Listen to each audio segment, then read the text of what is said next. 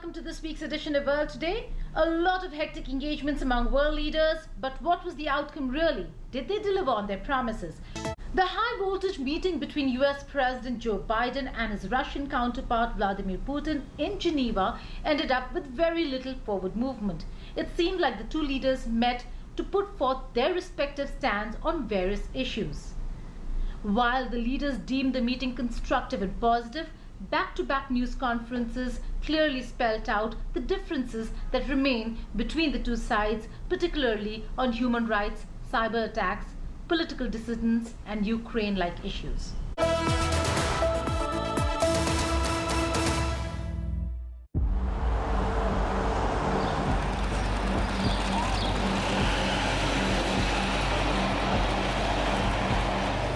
Russia's President Vladimir Putin has been at the helm of power since 1999.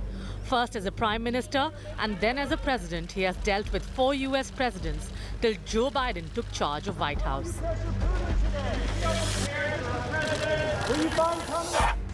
Bill Clinton visited Moscow for talks with Putin in June 2000. George Bush and Putin held their first summit in Slovenia in 2001. Barack Obama held breakfast talks with Putin as Prime Minister in Moscow in July 2009. President Donald Trump and Putin summit was held in Helsinki in 2018. US President Joe Biden is the 5th president Vladimir Putin had a summit with in Geneva on 16 June. It was expected to last for more than 5 hours, but to everyone's surprise, it ended in 3. The reason it didn't go longer is when the last time two heads of state have spent over 2 hours in direct conversation across the table, going into excruciating detail. You may know of time, I don't. I can't think of one. So we didn't need, as we got through when we brought in the larger group, our defense, our intelligence, and our foreign, well, my foreign minister wasn't foreign minister, my Secretary of State was with me the whole time. Our ambassador, etc. We brought everybody in. We had covered so much. And so there was a summary done by him and by me of what we covered. Lavrov and Blinken talked about what we had covered. We raised things that required more amplification or made sure we didn't have any misunderstandings. And so it was kind of after 2 hours there, we looked at each other like, okay, what next? What is going to happen next is we're going to be able to look back, look ahead in 3 to 6 months and say, did the things we agreed to sit down and try to work out, did it work? While the leaders adopted a diplomatic tone, the fissures were visible from the moment they sat down at Geneva's Center for National Interest Library.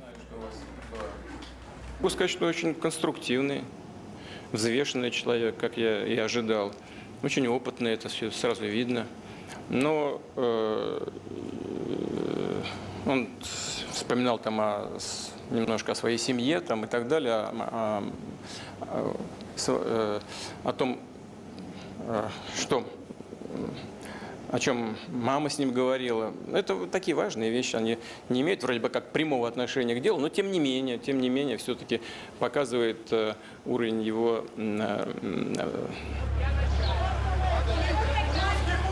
As the leaders settled in, there was chaos among reporters and photographers. Journalists pushed and shoved, yelling at each other to move, but no one did.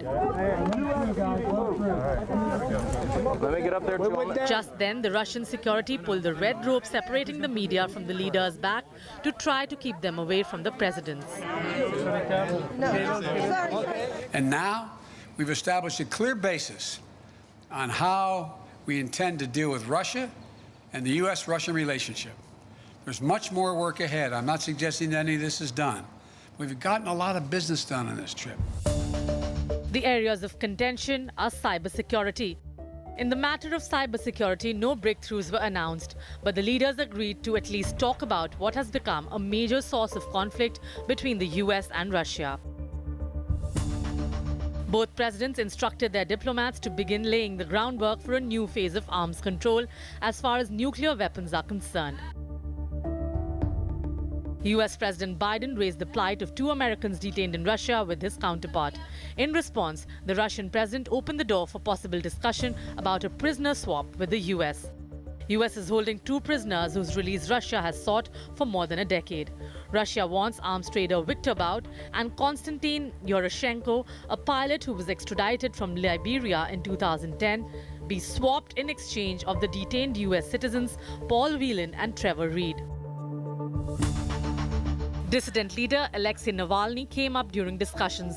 The US president aired concerns about basic human rights because it is a core tenet of what the United States stands for, to which the Russian president brought up the issue of Capitol Hill vandalism. President Joe Biden pressed President Vladimir Putin to drop a push to close the last international humanitarian crossing into Syria. US troop withdrawal from Afghanistan and expressed and maintenance of peace and security was critical part of the conversations. Putin indicated he was prepared to help in Afghanistan. Talks for return of US to the Iran nuclear deal have been underway. Russia pledged to play a constructive role in this regard. I said outside, I think.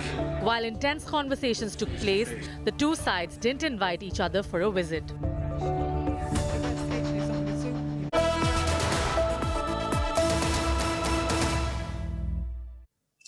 Joining me now to discuss more on the Biden-Putin visit is Michael Kugelman. He is a senior associate with the Woodrow Wilson Center. Many thanks for joining us here on World Today, Michael. A big visit, but most knew that the outcome would be a fairly bare minimum, which is what we saw. While they were striking a positive chord, it doesn't seem like all the niggling issues were really addressed. Yeah, absolutely. I think that the U.S.-Russia relationship is going to be a very difficult one in the Biden era. The Democratic Party really sees Russia as one of the reasons why Donald Trump won the 2016 election, and election meddling was one of the things that was brought up in the meeting. But I do think that the Biden doctrine, if you want to call that, is to work with rivals when it is in the U.S. interest to do so. So I think that what Biden wanted to do in this meeting was to talk about all the tension points, but also to see where there may be issues of possible cooperation. Certainly, though, there's a lot of issues to work through in this relationship. Well, he had come just off a very important meeting. That's the NATO meeting. It almost sounded the communique that he signed off on was an anti-China communique. China being now an ally partner of Russia, doesn't seem like things were headed, or the note that they struck was a positive one, given that he'd come off a very anti-Russia China meet.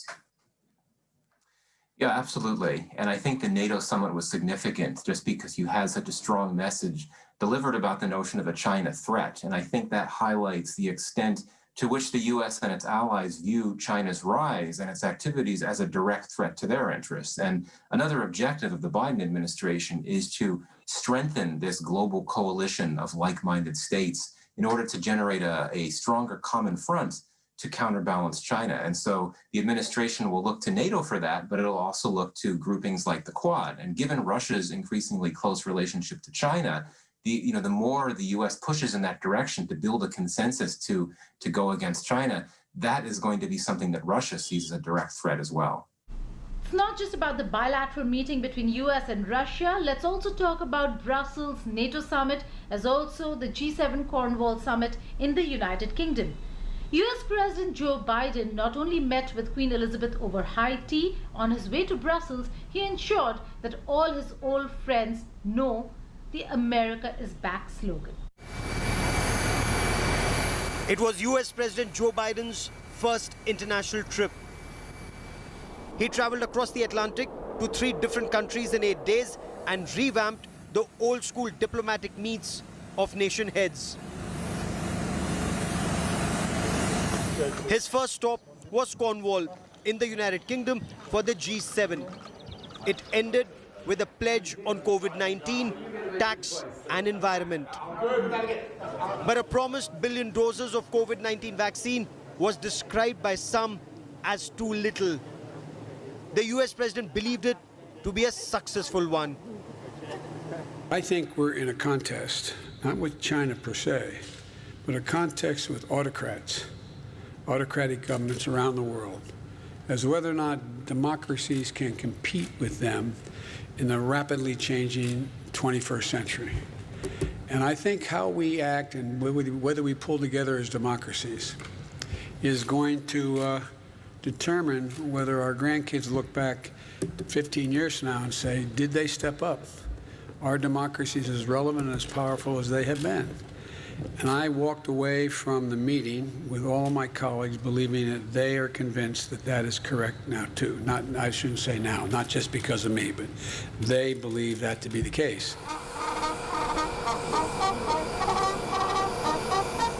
In his next stop at the Belgian capital of Brussels, President Joe Biden used his first appearance at a NATO summit since taking office to call on the Russian President Vladimir Putin to step back from provocative actions targeting the US and its allies. Wearing a NATO label, he joined NATO leaders in formally accusing Moscow and Beijing of malign actions. Hello. But I've had a chance to meet with several leaders recently, and I've had calls with others. It's been an incredibly productive day here. I just finished meeting with President Erdogan of Turkey. We had a positive and productive meeting, much of it one-on-one. Biden's sharp words for Russia and his friendly interactions with NATO allies marked a sharp shift in tone from the past 4 years of the Trump era. It highlighted the renewed US commitment to the 30-country alliance that was frequently maligned by his predecessor, Donald Trump.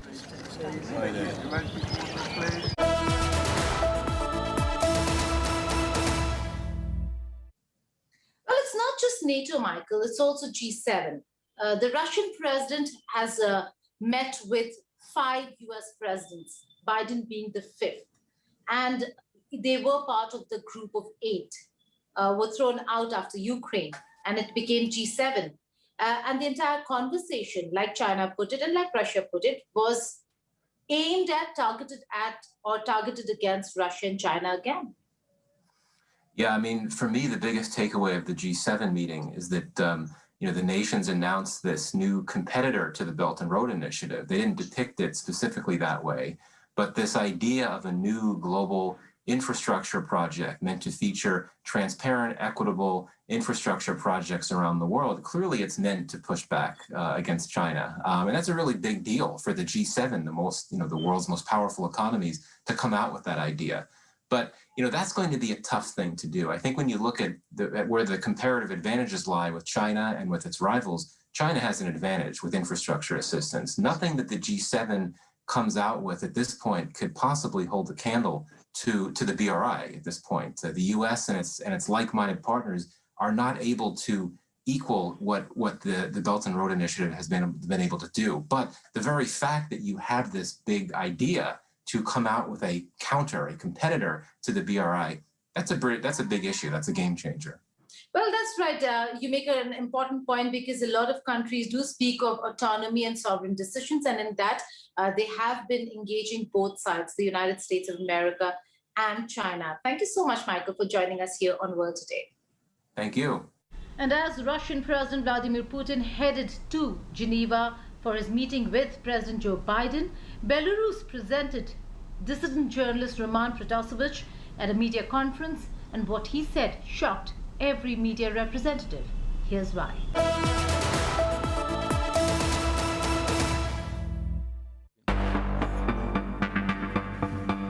The dissident Belarusian journalist Roman Protasevich came for a media interaction on June 14th. Nearly 3 weeks after his dramatic arrest caused a furor, he was brought to a Belarus Foreign Ministry news conference. His statement shocked the media, prompting a BBC journalist to walk out in protest. Как вы уже сами можете убедиться, я чувствую себя прекрасно, со мной все в порядке, у меня нет ни на что жалоб, никто меня не бил, пальцем не трогал, более того скажу. Belarusian opposition living in exile claimed the Monday appearance by the dissident journalist showed he's a hostage. You are kidnapped by secret services, by totalitarian regime. You don't have much choice. They have basically full psychological control. They can use some pressure. They can blackmail you. We know that Roman's girlfriend is in the hands of KGB too, and they didn't see each other.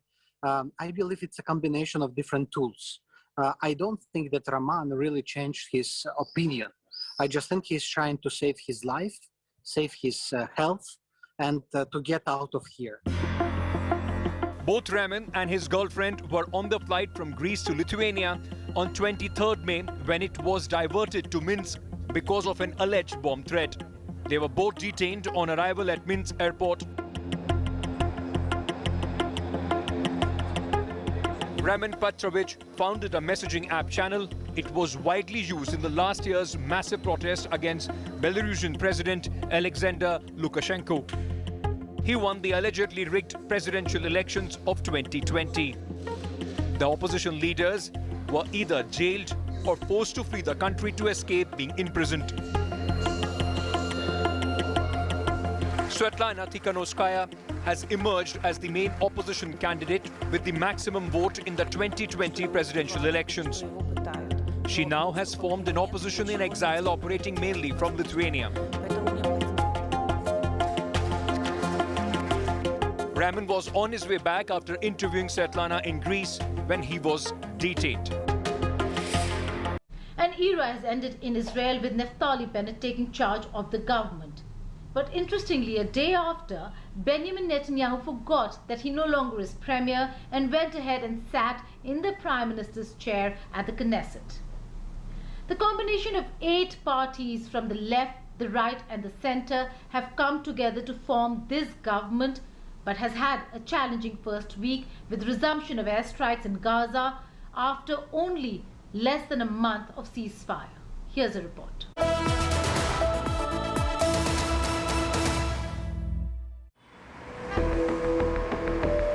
Israel woke up to a new government on 14 June morning. Naftali Bennett and his cabinet, with Yair Lapid as the new foreign affairs minister, took charge of Israel at a very crucial time. The unwieldy coalition of 8 parties now faces a stiff challenge as Israel launched airstrikes on the Gaza Strip for a second time since the ceasefire came into effect. Last month's 11-day war ended with a ceasefire brokered by the international community.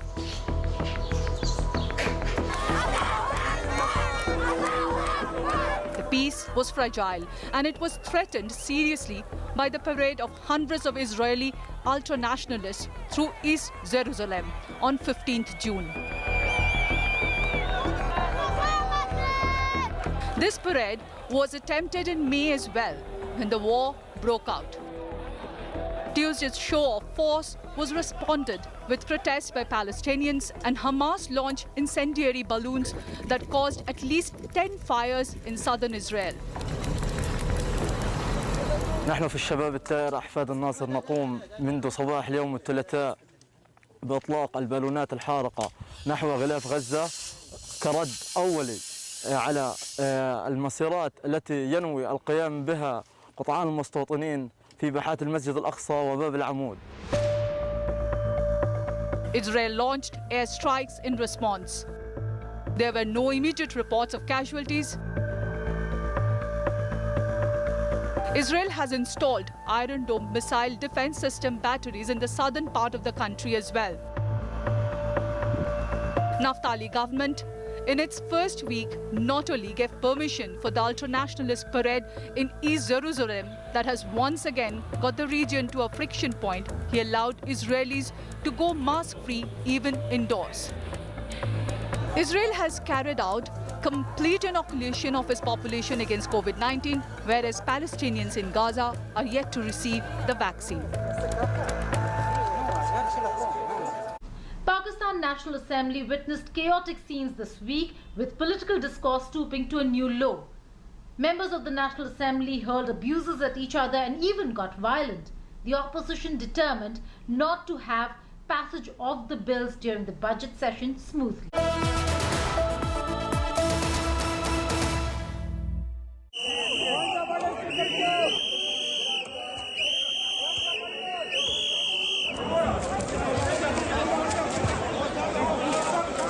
For the past few days, you've seen a lot of ruckus in Pakistan's parliament.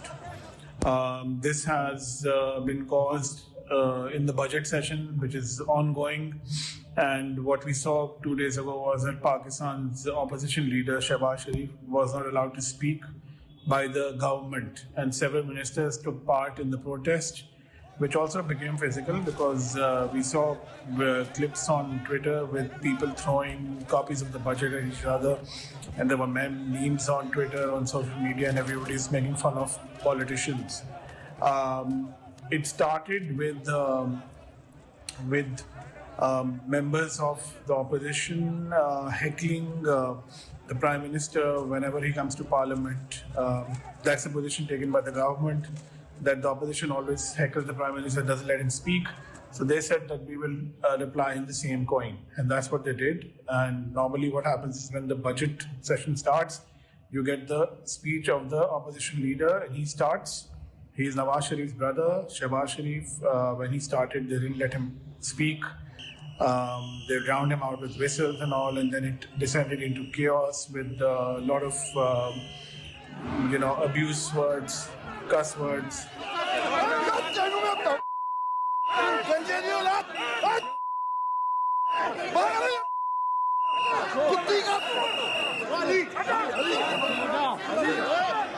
Then the next day, the Speaker of the Parliament, of the lower house of Parliament, issued a notice banning 7 members of Parliament from the sessions, including 3 members of the government.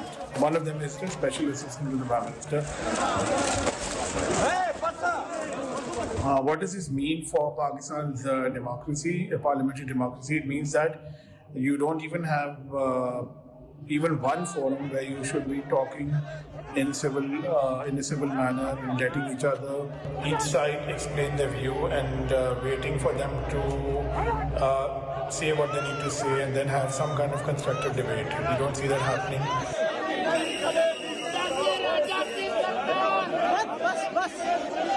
Pakistan's politicians need to figure that out, and lest what we've seen during the budget session is used as an excuse to get rid of Parliament.